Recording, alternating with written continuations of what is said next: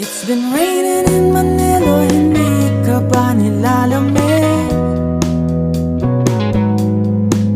And it's been raining in Manila, hindi ka ba nilalamig?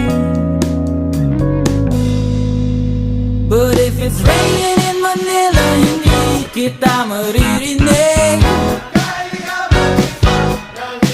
So I'll be waiting in Manila kahit di ka nababalik. Maulan ba sa inyo pag bumubuhos dito? Paumanhin at mukhang hindi ko masasabayan ang iyong yapak sa pagngiti at pag-iyak, sa paglipad at pagbagsak ng araw-araw.